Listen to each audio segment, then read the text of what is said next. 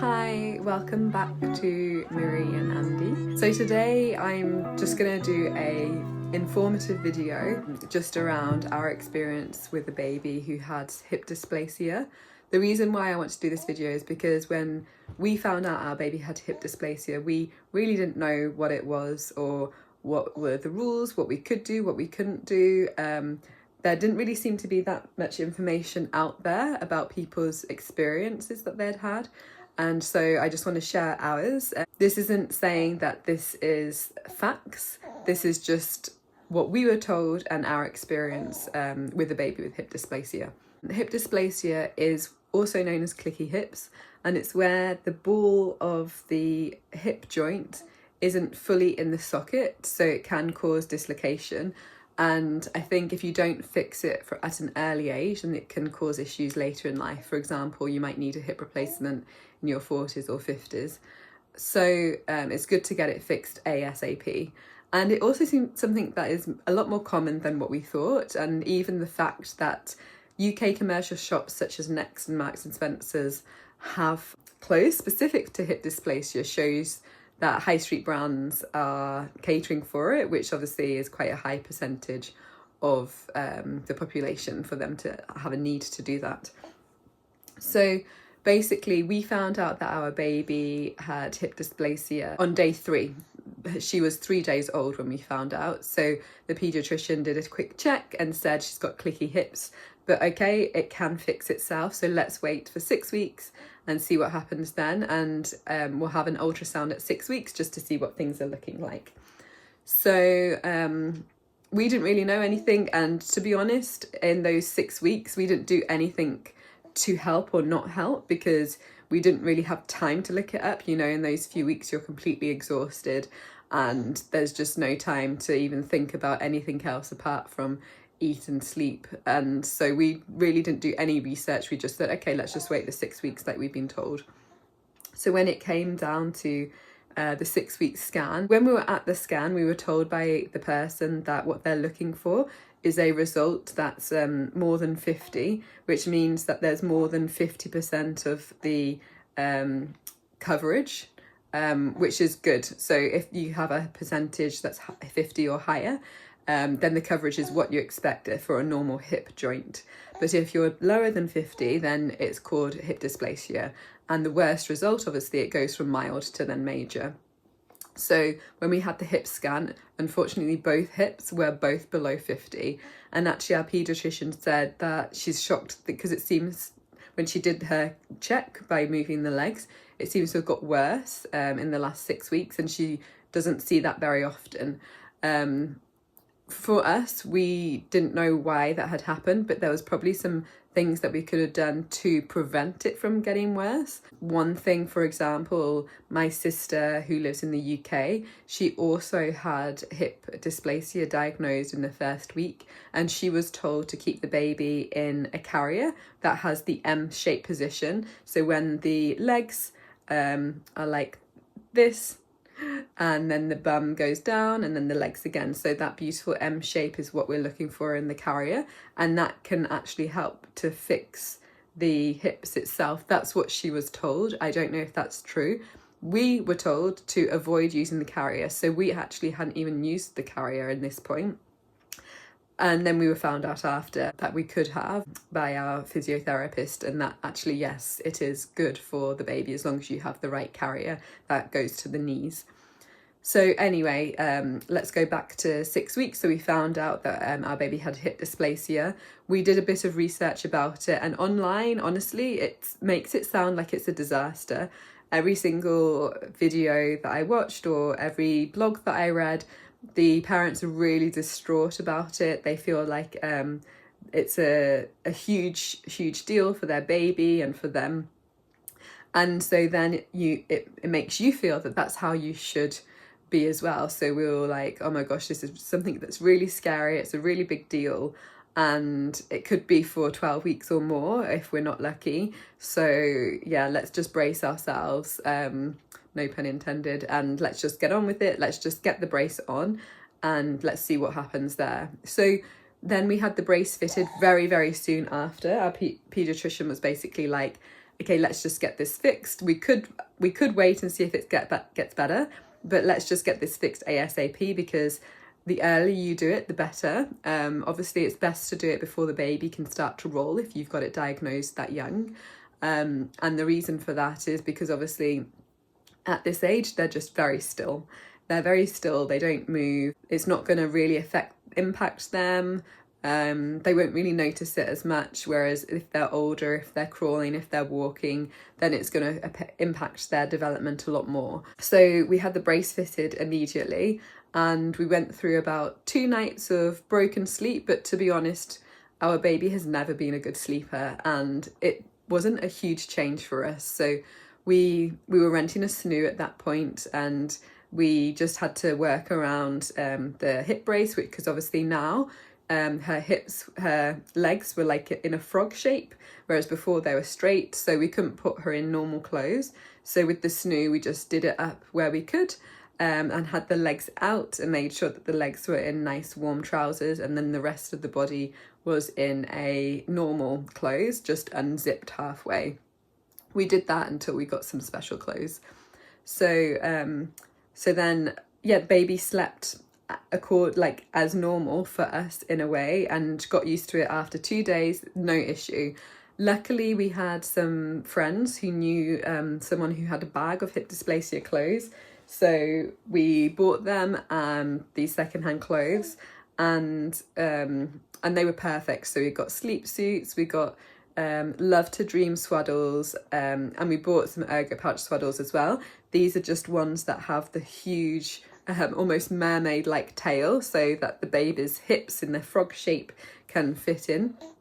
And we got loads of trousers and special onesies, which all allow the baby's legs to be far apart. So I honestly feel like it is worth getting those special clothes, because they're really nice. They do really nice designs. These were all from Next and Marks and Spencer's, and it just kind of makes life day to day a little bit easier, because you have things that you can just put your baby into without having to think about it too much. Obviously, one thing that was slightly disappointing in a very materialistic way is we had loads of 0 to 3 clothes that she couldn't wear during this point, like a lot of really beautiful clothes we'd bought, or like we'd had people buy for us. And so that was just one thing, but in the grand scheme of things, that is not a big deal, and that's just really something that you can easily get over. Our baby was put into a pelvic harness brace, and when we looked online at all of the pictures of babies in pelvic harness, it went over their clothes. So I had actually bought some pelvic harness covers, some really cool ones to kind of go over the white material, just to make everything look a bit more pretty. But actually, when it came down to putting the brace on, it went under her clothes, so it went directly onto the skin, and her clothes went over, so you couldn't actually see the brace at all. The only way that you knew she was in a pelvic harness is because of the position of her legs, because she was in this frog-like position. I'll put a picture in just here. So yeah, that was a big change. So actually all these pelvic harness covers that we'd bought, we weren't going to use at all. It was winter in Australia when we had the pelvic harness, so could have been a different story if she'd been in it in summer. Maybe she would have literally just been wearing a nappy or shorts or something, and you would have been able to see the harness, and then maybe that's when we would have used the covers. But in winter, no, the clothes just went straight over, and yeah, easy as. And once we'd had her in the brace for about a week, we were kind of quite used to it. So there was loads of questions we'd had beforehand that we then found out the answer to pretty quickly from the physiotherapist. They were very relaxed and very, yes, of course, you can keep doing that, you can keep doing this. So one of the main ones was, would she fit in the pram? And yes, she did. So I think if she'd been a little bit bigger, maybe that would have been a bit of a struggle. But at her age of 6 weeks, then yeah, she still fit in the pram, which was ideal because we didn't want to have to buy another pram. Another question that we had was, can we put her in the car seat? Because obviously we have the maxi cozy, which pushes the legs together quite a lot, and we were worried about, would this impact the brace, or like would it delay the curing the hip dysplasia at all? But the physiotherapist was like, no, it's completely fine. And she looked at her in the maxi cozy and she was like, yeah, this is absolutely fine. You're just mainly going to be doing city trips. And we said our longest journey will be about 2 hours. And she said, yeah, completely fine. Don't worry about it. No issue there. So that kind of was a relief for us. Another one was the baby Bajon bouncer, because I rely on that quite a lot for just being able to do things like even just have a shower during the day. I just put her in that, or even when I'm having breakfast in the morning. And again, the physiotherapist said absolutely fine, no issue to use the Bajon bouncer. Another one was a carrier. So yes, like I'd said, we were told not to use the carrier. But the physiotherapist said, actually, this is exactly the shape or the position that the leg should be kept in. The carrier actually helps in a way to keep the legs into place. And so we started to use the carrier. At first, we had the Baby Bajon Mini, which was fine for the brace, but it hurt our back. So we then got the Ergo Baby Deluxe carrier, and that was much better, much more padded for our back. And again, it's got this very, very wide part at the bottom, so it goes to her knees, which is exactly where you want it to be. One thing about the pelvic harness that we did find is that because all of the limbs are kind of scrunched up a little bit, we noticed that some of her skin started to get really sore. But as soon as we put on some zinc oxide cream, whether that's Nappy Rash cream that has it in or pseudo cream, then actually that was cured within a day. That stuff is magic, and it just completely solved any skin rash or any skin tear that she had. And then in the end, we had a scan at 6 weeks after having the pelvic harness fitted. So we were going for checkups with the physiotherapist every week and having it lengthened, because obviously babies at this age grow a lot. So they needed to make sure that the legs were lengthened and make sure that all of the straps and everything weren't too tight. And then with our paediatrician, we had a 6-week scan recommended by her. And the results were really positive. So like I said before, all of the results had to be above this 50%. What we found is all of the results were above 50, and some of them were even in the 70s. And this was just after 6 weeks only. So some people have it until 12 weeks, and it really depends on how fast your baby's hips get into position, basically. For us, 6 weeks was a long time. It was probably almost half her life by that point. But it went past so fast, and the whole experience was relatively easy and really didn't faze us at all. The transition with her was easy. She, like I said, she was just a little bit fussy in the first 2 days, but nothing more than a normal newborn. And then after 6 weeks, actually, we found when we took the harness off, she actually slept worse. So she actually slept better in the harness, which is quite funny because, I mean, in a way, the babies like to kind of be in a fixed position. I guess this is why we swaddle them. And the harness was kind of putting her into this fixed position, especially the legs. So her legs couldn't like wave around like they would normally. And so when we took the harness off, sleep actually went a lot worse. Oh, it kind of coincided with the 4-month regression. But yeah, so if you have a baby who may have to go into a pelvic harness or has hip dysplasia, and especially if they're as young as our baby was, then I don't think it's anything to be worried about. I don't think that you need to be upset or anything. I think it's just something that has to happen. It's an improvement. It's going to help them in the future, and it's better to do it earlier than later. So if you find it early, then it's best to just get on with it. You just get some of the special clothes and it will make your life so much easier, and you won't even notice the harness day to day. So one of the things that was a little bit challenging was putting on nappies. So of course we're normally used to lifting up the legs to put on the nappy, but this time we had to kind of lift her from the bum and her back to put the nappy under. Not a big deal at all, just one of the things that was a little bit different. And then the other one was the feeding. So obviously I was kind of breastfeeding her in a cradle-like position, and I had to change that. And I changed to the one that I found the easiest was the koala position. So her legs would go either side of my waist or my hips, and then she would just sit, her bum would sit on my lap, and then she would just feed from that. And actually even after the brace went off, I still feed in that position because I find it easier. It's also a really good position for colic babies because they say to feed when the baby's like sitting upright, and good for reflux and everything. So that's quite a good position anyway, not just for the hip dysplasia or wearing a pelvic harness.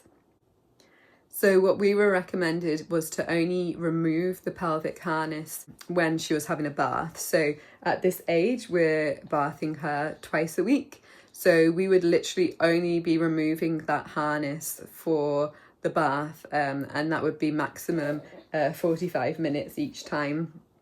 So we kind of had to work as a team, me and my husband, to make sure that we were putting it on and off correctly. We actually ended up putting black marks on with a black marker because you have to make sure that the chest strap is the right fit. We were told to just be able to fit 2 fingers under it, but we were always a little bit too worried if it would be too tight or too loose. Again, with the shoulder straps and the leg straps as well. So we just put a little black marker where we thought, well, before we took it off, we put the little black marker so we knew how to put it back on. And of course the babies do grow, so that does have to change. So you have to just make sure that you are using that guidance, but then if you notice that it's getting a bit tight, then you can make the change on that. The one thing we couldn't make the change on was the length of the leg strap. So the length of the leg strap could only be changed by the physiotherapist, and they would lengthen it based on if she'd grown or not.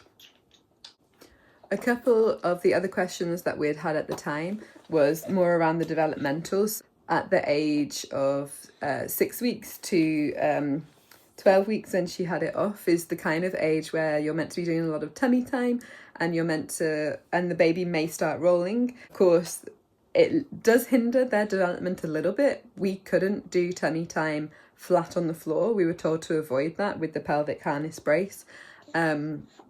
But we could do it in the air. So different positions for tummy time, like there's one that I call the Superman. So you basically hold your baby in the air in the same position that they would have been if they were on the floor. And but you're basically doing tummy time in the air. You can also do it on your knee. So exactly the same position on the floor, but on your knee. And it's just so that you don't put any pressure on their hips, because that should be avoided while the hips are being fixed. We were also really, because when your baby is so young, and your first time parents, you don't know how you can hold your baby in a way. You don't know what positions are like safe or not. But when we saw our physiotherapist and she was throwing her around and in the air and everything, it kind of gave us confidence that even while she was in the brace, you don't have to be too overcautious. The brace is keeping the legs in the position that it's meant to be. So you don't have to be so worried about accidentally putting her into the wrong position or anything. It's just that the legs can't come close together. That's really what you need to avoid. The knees are touching. You need to avoid that. But apart from that, yeah, we could hold her in any position. One that we found quite nice was because the legs are far apart, we could just put her on our hip and carry her around with one arm around her, and she would be quite stable around our hip and our waist. That was quite a nice position to hold her in. And now the brace has been off for almost 3 weeks now, and the transition of the brace coming off was completely fine. Obviously it has disrupted sleep, but I think, like I said, that's been kind of mixed in with the 4-month regression as well. And yeah, we have a very happy baby who hopefully her hips are fixed for life now. So I just wanted to put this video out there because I had so many questions, and again, I think that there was a lot of depressing things on the internet about people being so upset about it, but in reality, babies are so adaptable, and as parents, we're just there to support our baby, and as long as we can adapt, and I think it's quite easy to adapt to the pelvic harness, then it's just something, just a really small phase in life, a really small phase that you have to go through, that day to day doesn't really make any difference, and we could still use a lot of the stuff that we had bought. Just the clothes was the main issue, but everything else we could use, the bassinet, the pram, the bouncer, the car seat, everything was absolutely fine. So I just wanted to say this was just our experience of hip dysplasia, and everyone's experience is completely different. I do think that it would be a lot harder if the baby was older, because then you're looking at potential not being able to crawl, not being able to walk, and I can see how that could be massive impact in people's lives and the baby's development. And also if the brace had to be on for a long time. So we were told it would be between 6 and 12 weeks. And luckily she was fixed within 6 weeks, which was really the minimum time that the pelvic harness had to be on. So please, any questions that you have, just put them into the comments. And again, I just want to re-emphasize that I'm not giving advice to anyone. This is just based on our experience and the advice that was given to us. If you've been told to not use the carrier, if you've been told to not use the car seat, etc., then please listen to your paediatrician or physiotherapist, because every baby is different, and everyone gets different advice, and it's best to go with the person who's taking you through the journey. So thank you for watching.